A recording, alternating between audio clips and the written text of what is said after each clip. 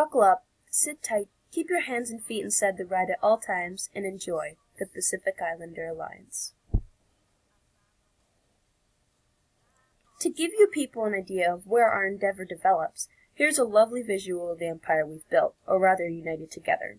Here you can see Australia, the Filipino Islands, Indonesia, New Guinea, as well as New Zealand, which has our capital, Wellington.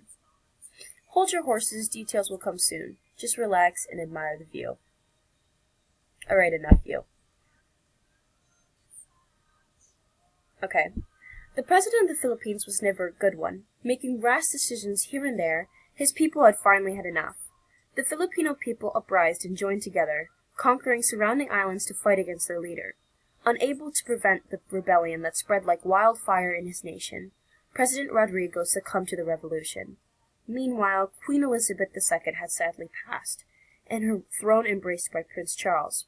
Unhappy with this change of events, the Commonwealth of Australia broke away from England's reign to strive for independence.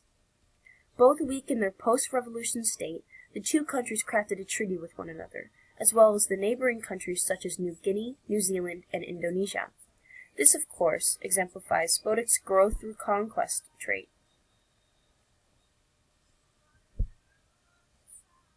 Sticking to the English ways, we've become a constitutional monarchy, with Lachelle Frederick as the official leader. The land will be split up in 150 districts, each district having an elected representative who will meet with the Parliament to determine and vote on new laws. Reps have a term of 2 years, while official leaders live out their lives as ruler. So have fun with me. As for parties, we have the Liberal Party and the United National Alliance Party. A national team of security will be put in place to solve and investigate crimes, as well as protect against impactful issues such as terrorism, threats, or organized crime.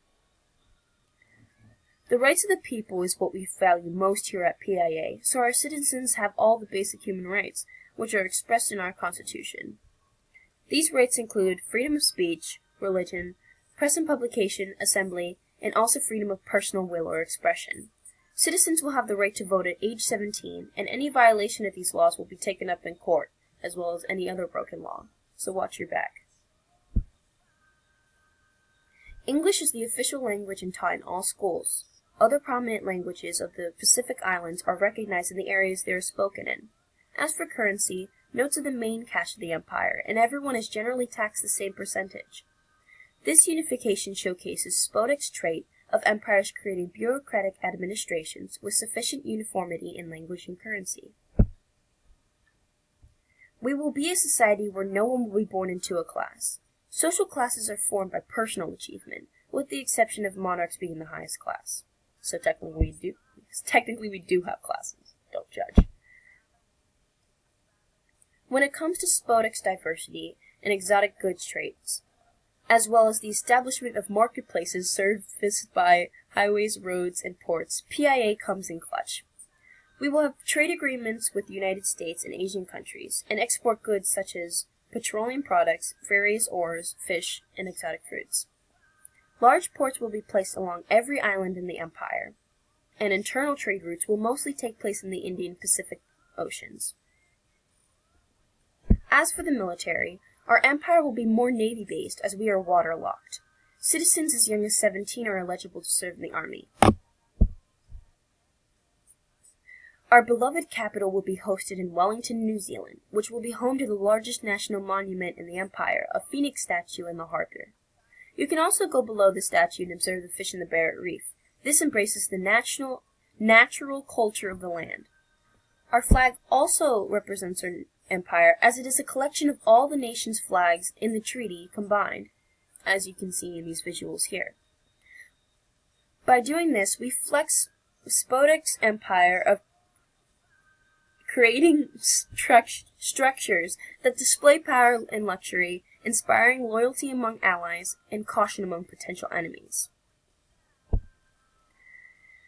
Education will be free and required by law. Private schools will still be an option, but standardized tests will not be required by government. The arts and studies on the natural history of the land will be highly encouraged, as our goal isn't to wipe out the of these countries, but embrace it and become a part of it. Murals that are depicted at the bottom here will be painted around the city to express the indigenous people and their history. Of course, both these things convey Spodek's diversity and encouragement in the arts and learning trade.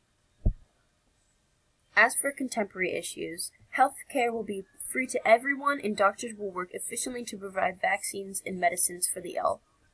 Refugee camps will be funded and refugees will be aided in becoming citizens and getting jobs to provide for their families, as well as participate in government. Overall, the Pacific Islander Alliance is an empire whose main goal is to embrace equality and encourage learning in the arts. What else could you ask for? Our people's unity is a key factor in the growth of the empire. Thanks for watching.